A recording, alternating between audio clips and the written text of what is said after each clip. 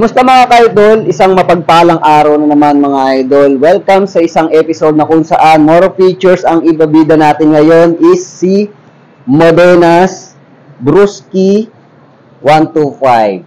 Dito tayo sa Supreme Bike Corporation located at Mercedes Street, North Poblacion, Masinloc, Zambales. Okay, meron siyang contact number 0917-133-6619. So ito na nga ang Modenas Brusky 125. Gano'n nga ba ito ganda at kasulit? Alamin natin yan sa video na to. Let's go!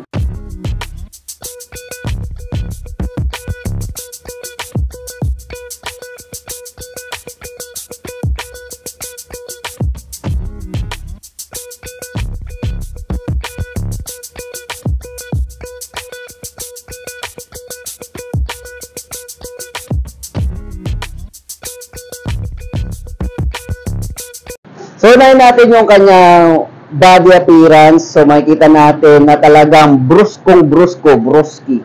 Yan, brusko ang datingan nito, bruski na to. Ang dami pakanto. Kung mahilig ka sa kanto, ayan, ito na ang pakanto na scooter para sa'yo. So, kulay niya, combination na red, black, tapos may mga sticker po siya na merong kulay blue. Tapos dito, meron po siyang sticker na Brusky. So, meron siyang Brusky, Modenas na brand, then 125cc, tapos meron siyang pa octagon ang style dito. Then, ito nga pala is fuel injection, no?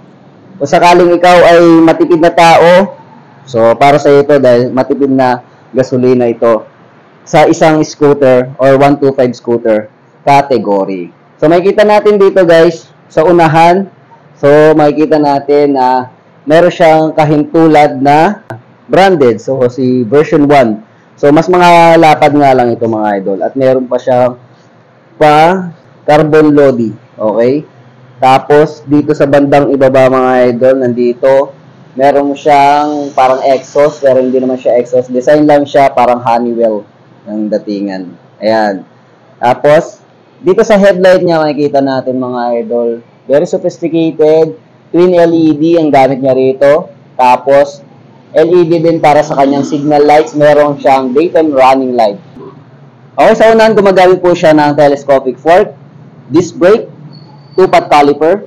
Para sa braking system, mag-sport ginamit niya na may silver, metallic ang kulay. Susukat ng gulong 1890 by 14. Then, tubeless po ang gamit nito mga idol. Okay, dito naman tayo sa kanyang tail light. Ayan. So, pag makikita natin sa gilid mga idol, makikita natin na very sharp ang edges nito ng kanyang taillight